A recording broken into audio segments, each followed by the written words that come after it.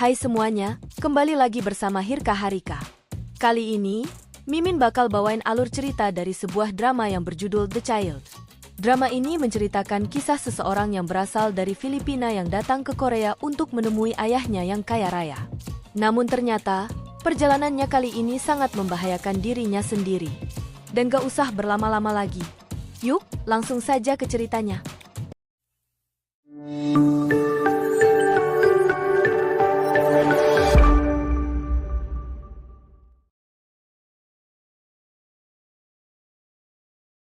Di awal cerita, diperlihatkan seorang pria yang tengah diculik dan disekap sampai tidak berdaya. Kemudian, si penculik melaporkan kepada bosnya jika ia telah menangkap target mereka. Ternyata, yang diculik adalah orang kaya dan mereka dijanjikan dengan bayaran yang mahal. Namun, saat hendak menutup panggilan, orang yang diculik itu menghajar mereka. Tak lama setelah itu, si bos datang. Mereka kaget karena melihat anak buahnya telah mati. Tiba-tiba, sebuah tembakan pun terjadi. Mereka pun langsung panik, hingga satu persatu mati. Ia menyisakan bosnya yang tengah kesakitan karena terkena tembakan. Namun pria itu justru semakin menyiksa bos penculik itu. Pria itu bernama Nobelman atau sering disebut dengan Child. Di lain waktu, di sebuah acara pertandingan tinju yang mana pada saat itu dihadiri oleh Nobelman juga. Pertandingan itu dimenangkan oleh seorang pria bernama Marco. Marco pun mendapat bayaran, dan Marco mengambil uang lebih banyak karena ia telah menang. Si bos meminta Marco untuk menjaga fisik karena minggu depan akan ada pertandingan kembali. Kesombongan Marco menjadikan bosnya marah, padahal Marco adalah Komino, sebuah julukan untuk orang keturunan Filipina dan Korea. Sesampai di rumah, ibunya yang tengah sakit dan tak berdaya berbaring di kasur. Dan di keesokan harinya, sebuah panti asuhan khusus Komino pun ditutup paksa karena kondisi keuangan yang telah bangkrut. Setelah itu, Marco menemui pemilik panti asuhan yang bernama Matthew. Matthew mengatakan jika ibu Marco harus dioperasi secepatnya. Marco pun sampai dengan saat ini masih berusaha mencari dana untuk operasi ibunya. Ia juga tengah mencari ayahnya. Marco pun memberi Matthew uang supaya ia bisa menemukan ayahnya. Setelah itu Marco pergi ke sebuah bar.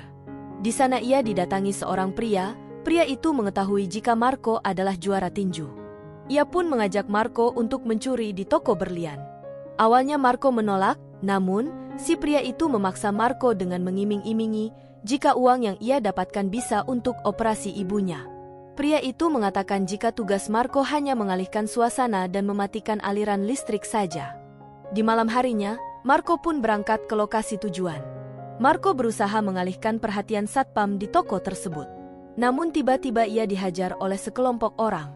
Di sini, Marco pun berusaha kabur karena ia telah dikeroyok. Saat di tengah jalan, Marco tertabrak mobil. Yang menabrak Marco seorang wanita yang berasal dari Korea.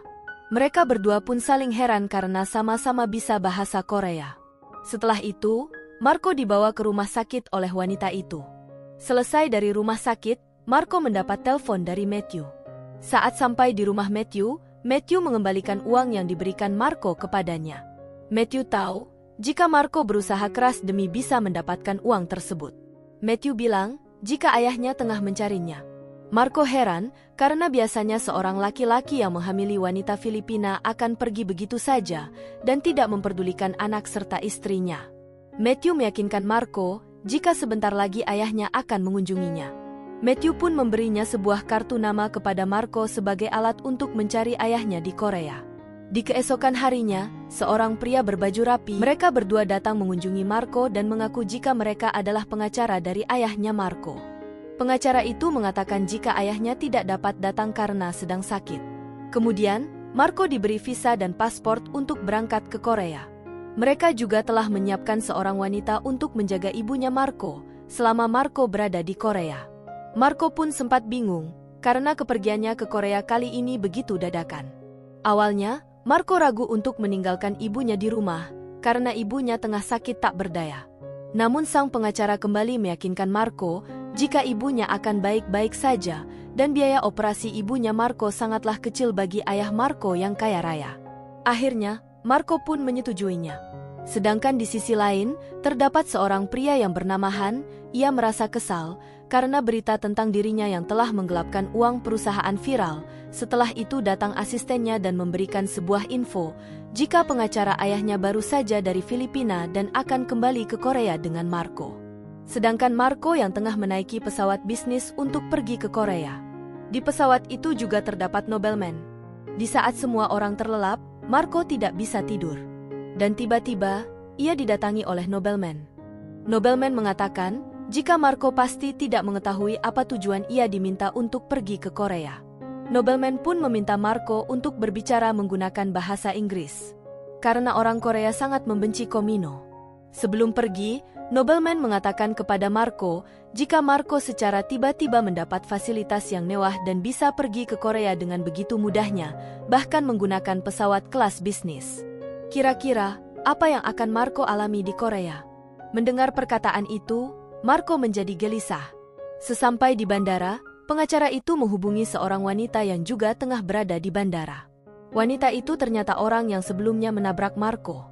Ternyata, wanita itu ditugaskan untuk membunuh orang-orang yang menjebak Marco.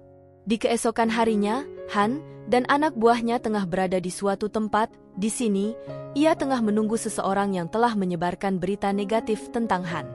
Orang itu telah disiksa terlebih dahulu oleh anak buah Han. Dan kali ini, Han yang akan menghabisi kedua orang itu. Kemudian Marco dan pengacara tengah berada dalam perjalanan, tiba-tiba mobil nobleman pun datang. Nobleman memberi isyarat kepada Marco. Nobleman pun langsung menembak ke arah mobil itu hingga terjadi kecelakaan. Nobleman memastikan jika orang yang berada dalam mobil itu telah mati, kecuali Marco. Saat Marco keluar mobil, ia melihat nobleman dengan membawa senjata. Nobleman pun tersenyum, karena Marco menuruti isyaratnya. Nobleman mengatakan jika ia adalah teman. Nobleman mengatakan kepada Marco, jika kedatangan Marco ke Korea hanya untuk mati. Marco pun ketakutan dan langsung kabur. Nobleman terus mengejar Marco menggunakan mobil. Hingga saat di jembatan, saat ia sudah lelah, ia memutuskan untuk melompat saja. Namun, Marco hampir tertabrak truk. Nobleman pun akhirnya turun ke bawah, dan Marco masih melanjutkan berlari. Mereka pun terus kejar-kejaran hingga masuk ke terowongan. Saat keluar terowongan, tiba-tiba datang hujan. Nobleman pun mundur dan tidak jadi mengejar. Ia kembali dengan santainya. Sedangkan di sisi lain, Han yang telah sampai di mobil pengacara ayahnya pun kaget melihat pengacara ayahnya telah mati. Han pun kembali ke rumah sakit dan mengatakan kepada ayahnya jika Marco diculik orang. Han pun memutuskan akan mencari Marco sendiri. Kemudian Marco menghubungi nomor yang ada di kartu nama yang diberikan Mati, dan yang mengangkat adalah seorang perempuan. Perempuan itu pun langsung pergi menjemput Marco.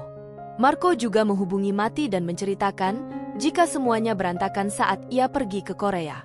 Tiba-tiba, nobleman datang mendekati Marco dan kembali mengejar Marco. Marco berlari di sebuah gang sempit yang menjadikan mobil nobleman terjepit. Hal ini pun menjadikan nobleman harus ikut berlari. Nobleman pun menodongkan senjata kepada Marco dan meminta Marco untuk tidak lari lagi. Namun Marco justru menghajar nobleman dan kembali lari. Di ujung jalan mobil yang hendak menjemputnya datang, Marco pun langsung menaiki mobil tersebut. Marco semakin kaget saat melihat wanita yang menjemputnya adalah orang yang menabraknya di Filipina. Marco semakin kebingungan. Marco pun melontarkan berbagai pertanyaan. Si wanita justru menjawab, jika Marco pasti akan mengetahui semuanya sebelum Marco mati. Wanita itu mengatakan jika saat ini kakak Marco yang bernama Han tengah mengejarnya, Han juga yang meminta kepulangan Marco ke Korea. Wanita itu kemudian ditelepon oleh Han. Wanita itu mengatakan jika ia telah menjalankan tugasnya di Filipina. Dan tugas untuk membawa Marco kepada Han adalah si pengacara. Si wanita justru menantang Han dan tidak takut jika Han ingin membunuhnya. Han pun merasa kesal, dan akhirnya terjadi kejar-kejaran antara mobil Han dan wanita itu. Saat di tengah jalan, mobil wanita itu berpapasan dengan mobil nobleman. Hingga akhirnya terjadi kejar-kejaran yang sangat sengit. Di sini, wanita itu berhasil kabur dan membawa Marco pergi ke hutan. Wanita itu mengatakan, jika ayah Marco saat ini tengah sakit jantung. Dan seluruh orang Korea mengupayakan supaya ayah Marco tidak mati. Di mana ayah Marco adalah seorang direksi dan konglomerat terkaya di kota Seoul. Dan apabila ayahnya mati, maka seluruh harta kekayaan ayahnya akan diambil oleh adik tirinya Han. Hal itu adalah rencana dari istri ayahnya yang sekarang. Oleh sebab itu, Han membutuhkan Marco. Karena ayahnya Han harus mendapatkan jantung dari Marco. Namun ternyata, wanita itu tidak berada di pihak Han. Wanita itu langsung menodongkan senjata kepada Marco. Karena wanita itu bekerja untuk adik tirinya Han, yang tidak ingin ayah Marco selamat. Namun tiba-tiba, mobilnya ditabrak oleh nobleman, dan membuat Marco bisa melawan wanita itu dan kemudian kabur. Wanita itu menembak Marco dan menyerang nobleman, sedangkan Marco yang berusaha kabur pun kepergok oleh mobil Han dan anak buahnya. Han turun dari mobil dan memperkenalkan dirinya sebagai kakaknya Marco. Singkat cerita, adik tirinya Han dibawa pulang ke rumah. Marco bodoh dan langsung pergi meninggalkan mereka. Si adik tiri Han langsung mengambil sebuah senjata.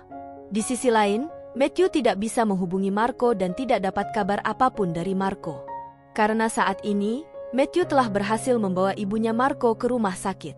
Marco pun melihat ayahnya yang tengah sakit tak berdaya. Han memaksa Marco untuk foto bersama sebagai kenang-kenangan. Kemudian, Marco ditarik paksa oleh anak buah Han dan dibius hingga tak sadarkan diri. Setelah itu, Marco pun hendak dioperasi dan diambil jantungnya. Namun saat di ruang operasi, tiba-tiba Marco sadar. Para petugas pun panik dan berusaha membius Marco. Namun, kekacauan pun terjadi. Para dokter dan perawat dibunuh oleh nobleman yang menyamar menjadi perawat. Nobleman pun berusaha menyadarkan Marco dan membawa Marco pergi. Karena waktunya tidak banyak. Han, yang baru saja mandi, melihat operasi itu gagal. Han pun kesal. Marco melihat ayahnya yang terbaring tak berdaya. Tangan ayahnya pun bergerak. Marco kemudian menggenggam tangan ayahnya. Ia mengatakan, ayah mana yang tega mengambil jantung anaknya demi keselamatan dirinya sendiri. Marco kesal karena dicari hanya untuk dibunuh. Nobleman menenangkan dan mengajak Marco pergi. Sementara di sisi lain, Han dan anak buahnya datang ke ruang operasi dengan membawa senjata. Marco dan nobleman pun keluar.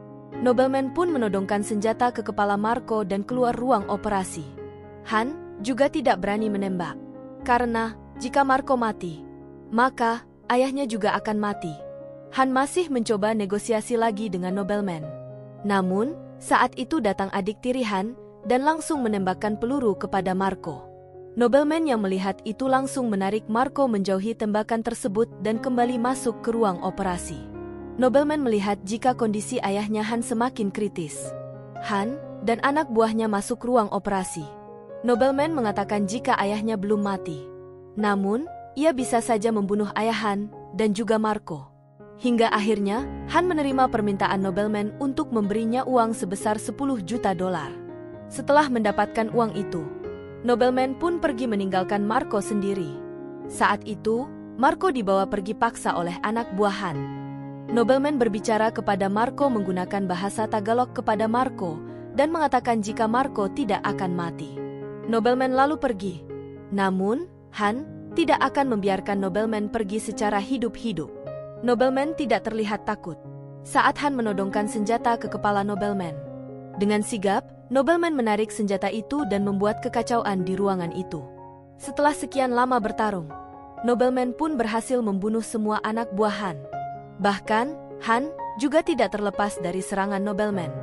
Dengan sisa tenaga, Han berusaha duduk. Han mengakui jika nobleman adalah seorang yang profesional. Dan Han pun tewas. Setelah itu, nobleman mengajak Marco untuk pergi. Saat di luar, ia bertemu dengan adik tiri Han. Ia masih menodongkan senjata kepada Marco dan ingin membunuh Marco. Nobleman pun mengatakan jika semuanya telah selesai dan harta ayahnya akan sepenuhnya menjadi miliknya. Namun, sang adik mengatakan jika ia masih tidak terima dan tidak akan mengakui Marco sebagai adiknya. Ia takut jika suatu saat nanti Marco akan memerasnya. Mendengar hal itu, Marco marah dan langsung menamparnya. Ia mengatakan jika ia tidak ingin mengambil uang ayahnya sepeser pun. Sang adik pun ingin mempekerjakan nobleman untuk membunuh Marco. Ia pun bersedia membayar nobleman berapapun. Nobleman merasa heran karena keluarga itu sangat tamak dengan harta. Seakan seperti keturunan. Nobleman menyebut Marco beruntung karena tidak mewarisi rasa tamak itu. Nobleman kembali mempertegas kepada Marco jika Marco tidak memiliki kaitan apapun dengan mereka. karena Marco bukan anak dari si ayah. Ternyata, nobleman bekerja menjadi seorang pembunuh bayaran di Filipina. Karena ia banyak mengenal orang Korea yang tinggal di Filipina. Ia diminta oleh wanita yang dipekerjakan oleh si adik tiri, yang ditugaskan oleh pengacara yang diutus oleh Han, untuk mencari anak keturunan Korea dengan marga Han. Ia kemungkinan akan mati, karena akan diambil jantungnya. Nobleman pun dijanjikan akan mendapat uang yang banyak. Nobleman yang tahu betapa sulitnya seorang anak Komino yang tinggal di Filipina. Bahkan, seorang ayah yang memiliki anak di Filipina tidak pernah menganggapnya ada. Nobleman pun membuat sebuah rencana. Nobleman meminta bantuan Matthew untuk mencari anak yang serupa. Dengan begitu, Nobleman akan mendanai panti asuhan Komino yang Matthew urus. Nobleman ingin anak yang kuat dan tahan banting. Ia hanya ingin berbuat baik sebelum ia meninggal.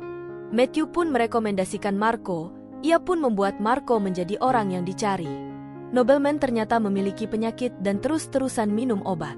Ia terus memantau Marco dari kejauhan, bahkan Nobleman lah yang memanipulasi data kesehatan Marco supaya sama dengan yang mereka cari. Mendengar hal itu, Marco menjadi marah kepada Nobleman. Nobleman meminta maaf dan mengatakan jika hal itu menyakitkan, namun semuanya berakhir dengan baik. Lagi pula, uang 10 juta dolar yang ia terima akan ia berikan kepada panti asuhan dan akan ia berikan kepada ibunya Marco yang hendak operasi. Nobleman pun mengaku jika ia juga seorang Komino. Jadi, ia tahu bagaimana penderitaan Marco selama ini. Tiba-tiba, batuk Nobleman kembali kambuh dan mengajak Marco pergi. Sang adik pun akhirnya membiarkan Marco pergi karena kini ia telah mengetahui jika Marco bukan kakaknya. Singkat cerita, panti asuhan Komino kembali diaktifkan. Ibu Marco juga telah membaik setelah dioperasi. Semua itu adalah berkat Nobleman yang berhasil menipu keluarga Han. Di suatu hari, Nobleman mengunjungi Marco. Ia menawarkan kepada Marco jika ia ingin mencari ayahnya yang asli. Namun, Marco sudah tidak berminat. Marco yang melihat Nobleman sering batuk pun menyarankan untuk berobat ke dokter. Nobleman justru mengatakan jika pertemuan mereka adalah pertemuan terakhir, namun Marco tidak menanggapi hal itu dan memilih pergi. Setelah itu, Nobleman pergi ke dokter. Ternyata, Nobleman sehat-sehat saja dan tidak memiliki riwayat penyakit apapun.